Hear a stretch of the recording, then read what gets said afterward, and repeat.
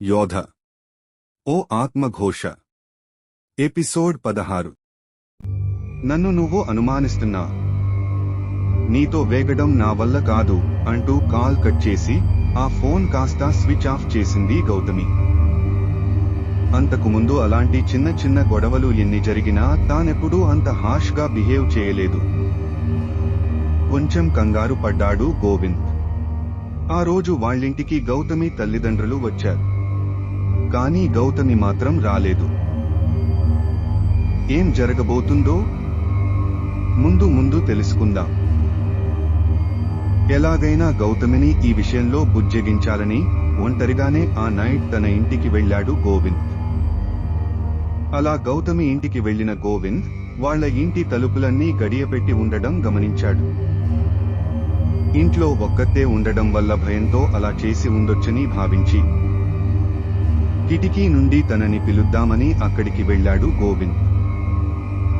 గోవింద్ ఆ కిటికీ నుండి లోపలికి చూస్తుంటే తన హృదయం బద్దలయ్యే తను అసలు ఊహించని సన్నివేశం గోవింద్ కంటపడింది. గౌతమి వేరొకరితో ఉండడం గమనించాడు. వాడొక ఆటో డ్రైవర్. అప్పటికే తను అతనితో ఇంటిమేట్ అయింది. గౌతమి తనతో ఇంటిమేట్ అయిన వాడి ఒంటి మీద గుడ్డలు కూడా లేవు. ఇద్దరూ మంచం మీద పడుకుని దుప్పటి కప్పుకుని మాత్రం ఉన్నారు. తన ఆవేశం కట్టలు తెంచుకుంది. లోపలికి వెళ్లి వాళ్లని చంపాలన్నంత కోపం గోవింద్లో. వెళ్దాం అనుకునే లోపు వాళ్ళేవో మాటలు మొదలుపెట్టారు. ఆ కిటికీ నుండి వాళ్లు మాట్లాడుకుంటున్న సంభాషణని వింటూ అక్కడే నిలబడిపోయాడు గోవింద్. మీ బావ నిన్ను చాలా గాఢంగా ప్రేమిస్తున్నాడు కదా, తనని ఇలా మోసం చేయడం తప్పనిపించడం లేదా అంటూ గౌతమితో ఉన్న వ్యక్తి అడుగుతుంటే దానికి బదులుగా ప్రేమించమని నేను చెప్పానా? అయినా ఆ తింగరోడిని ఎవడు చేసుకుంటాడు?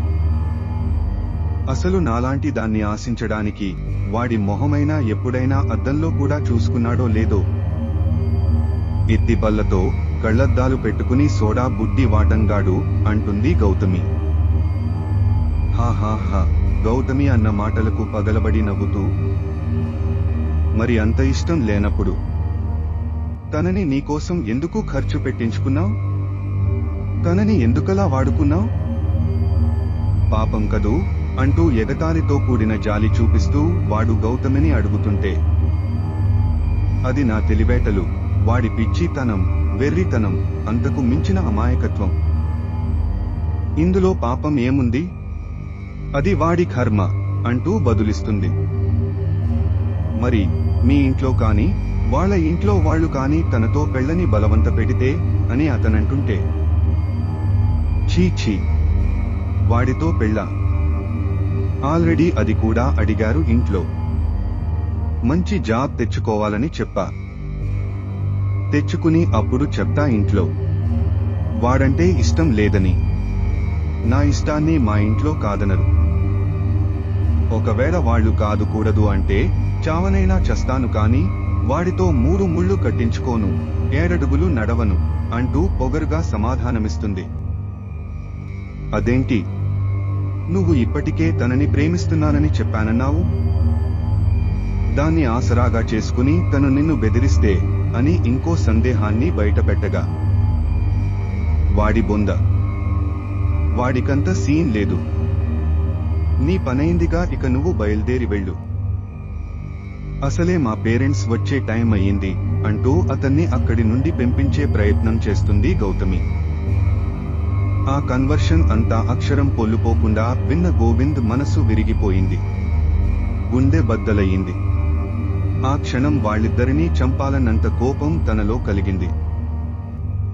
లేదు లేదు, తనని అంతలా ప్రేమించి తన కోసం అన్ని చేసి చివరికి తన దగ్గర వెదవైన అవమాన భారంతో తనకు తానే చచ్చిపోవాలంత ద్వేషం కలిగింది తనలో తనకే. ఒక పక్క గౌతమంటే ఇష్టం, ఆపై ప్రేమ, మరొక పక్క ఈ విషయం ఇంట్లో చెప్తే నమ్మడం సగంతి అటుంచితే వాళ్లు గుండె పగిలి చస్తారు. గౌతమి చేసిన మోసాన్ని గోవింద్ జీర్ణించుకోలేకపోయాడు. అందుకే జరిగిందేది ఎవరికి చెప్పకుండా అదే రాత్రి ఊరి చివర విషం తాగి ఆత్మహత్య చేసుకుని చనిపోయాడు గోవింద్.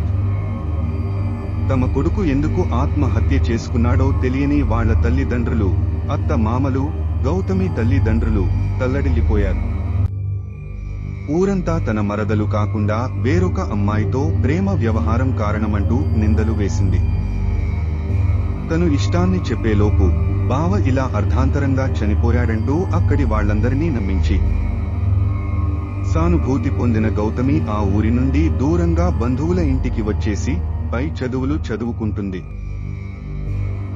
ఆ గతం నుండి బయటకి తీసుకొచ్చిన గోవింద్తో గౌతమి, బావా, ప్లీజ్ బావా, నన్ను వదిలే, నేను చేసింది తప్పే, అప్పుడేదో అలా తెలియక చేశా, నన్ను క్షమించు అంటూ గోవింద్ నీ బ్రతిమాలుతూ ప్రాధేయపడుతుంది. ఏంటమ్మా బంగారం, నువ్వు చేసింది తప్పని ఇప్పుడు తెలిసిందా? ప్రాణం మీద అంత తీపున్న దానివి ఎదుటి వాళ్ల మనసులతో ఆడుకుంటూ వాళ్లనెలా బలి తీసుకోవాలనిపించిందే? ఎదుటి వారివి ప్రాణాలు కాదా అంటూ తనని మీద గట్టిగా గర్జిస్తూ అరుస్తున్నాడు.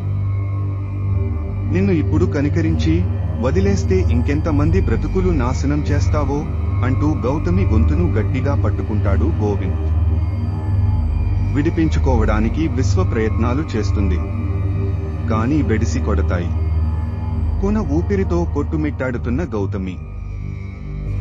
గోవింద్ తన రూపం మార్చుకుని వేరొక రూపంలోకి మారుతాడు. తనే యోగి, యోగేంద్ర.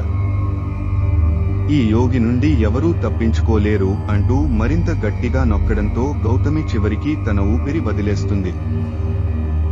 ఎవరా యోగి?